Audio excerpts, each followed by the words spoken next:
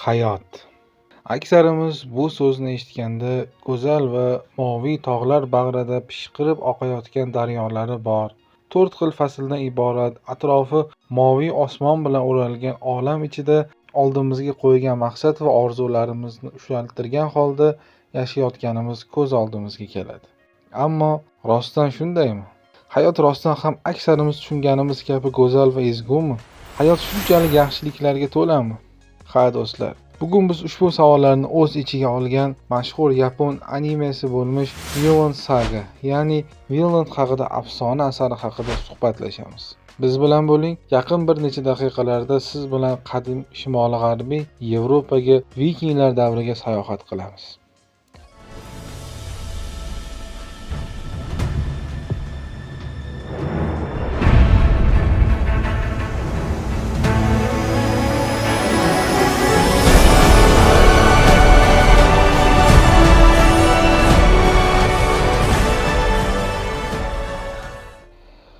Anime hozirgi kunda muxlislarning eng sevimli manga yozuvchilaridan biri bo'lgan Makoto Yukimuraning xuddi shu nomdagi mangasining ekranizatsiyasi bo'lib, hozirda 2 mavsumdan iborat va 3-mavsum chiqishi kutilmoqda. Sujet haqida qisqacha to'xtalsak, asar voqealari milodiy 1013-yillar oralig'ida sodir bo'ladi va butun umr qasos ilinjida yashagan bosh qahramonimiz Thorfinnning bolalikdan balog'atga qadar ko'rgan kechirgan sarguzashtlari haqida so'zlaydi. Kichik plyuslardan boshlasak. Asarning eng birinchi plyuslaridan biri undagi bosh qahramonning yaxshi yozilganligidir. Ba'zi mashhur va katta animelarga aynan shu narsa ozgina yetishmaydi. U yerda bosh qahramonlar ozgina kuchsiz yozilgan. Ya'ni ba'zi bir epizodlarda va katta sujet burilishlarida ular deyarli ishtirok etishmaydi. Sujet so'ngiga qadar rivojlanmaydi va ko'p hollarda biz uning ichki dunyosini, uning og'riq va kechinmalarini unchalik anglamaymiz. Chunki kuchsiz yozilgan. Aynan shuning uchun ham aksar muxlislar mashhur animelarda bosh qahramondan ko'ra ko'proq antagonist va ikkinchi darajadagi personajlarni yoqtirishadi. Chunki aynan ular bosh qahramondan ko'ra ancha yaxshi yozilgan. Vinlandda ham bosh qahramondan ko'ra yaxshiroq yozilgan personajlar bor albatta. Ammo bu yerda balans ancha yaxshi ushlangan. Biz deyarli butun anime davomida Thorfinnga bog'lanib qolamiz. Uning rivojlanishini, o'sishini, muvaffaqiyatga yoki mag'lubiyatga uchragan vaqtda biz ham birgalikda uni his qilamiz. Ba'zida uni tushunmaymiz, ammo tushunishga harakat qilamiz. Ba'zi payti hatto undan qo'rqamiz ham. Aynan shu narsa Vinland animesida ancha yaxshi ishlaydi. Umuman olganda Vinland Sagada personajlar juda sifatli yozilgan. Ortiqcha personaj qo'shilmagan, yangi qo'shilganlar esa sujetga xizmat qiladi va barida o'zgacha xarizma va xarakter mavjud. Asar bizga nimani anglatadi? Mana animening eng katta yutug'i va sevimli jihati ham mana shundadir. Avvalo, anime manga yozuvchisi Makoto Yukimuraning g'oyasini va uning hayot haqidagi nazariy tushunchasini anglatadi. Xo'sh, bu nima? Vinland Saga biz yashayotgan real hayot haqida, real insonlar haqida.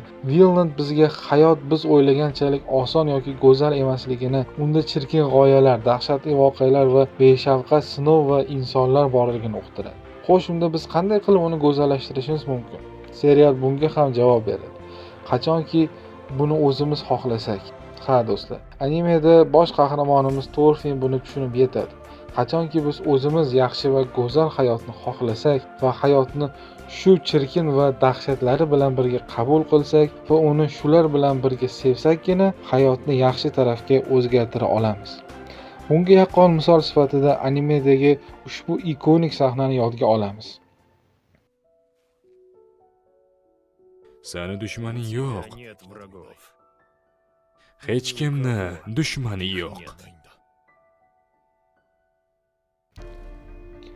Kimgadir qalbimizda zarracha adovat bor ekan, bilingki siz ham shu chirkinlik ichida bo'lasiz.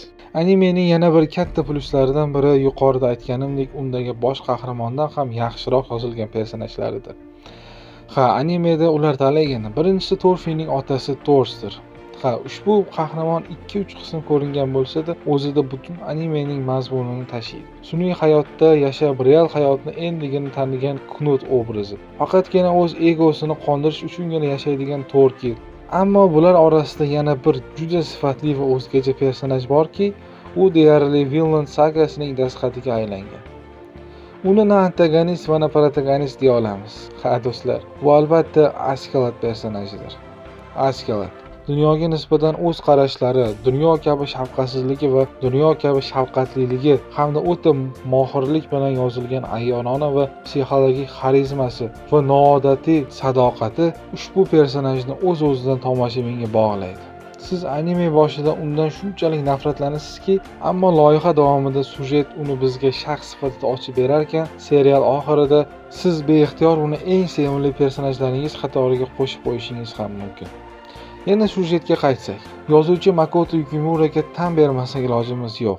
Epik va dahshatli kurashlar, qonli janglar va o'ta keskin sujet burilishlaridan keyin tabiiyki muxlislar ikkinchi faslni undan ham yuqori va dahshatli tempda kutishadi va uni xohlashadi. Ammo ikkinchi mavsum umuman sujet davomi juda hayratlanarli tarzda sokindir.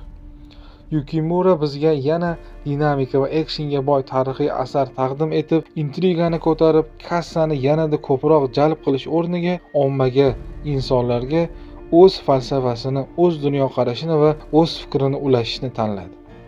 Uning falsafasi nima? Yuqorida ko'rsatilgan Torfining otasi bilan bo'lgan sahnadagi kabi edi. Yozuvchi insonlar bir-biriga dushman emasligini, behuda va bemaqsadga emas, umuman hech kim bir-biriga qilich ko'tarmasligi kerakligini uqtirardi. Va shu maqsadda ikkinchi fasl urush va dahshatlarda yurib, besabab insonlarni o'ldirgan jangchining ruhiy travmalarini bizga taqdim etadi.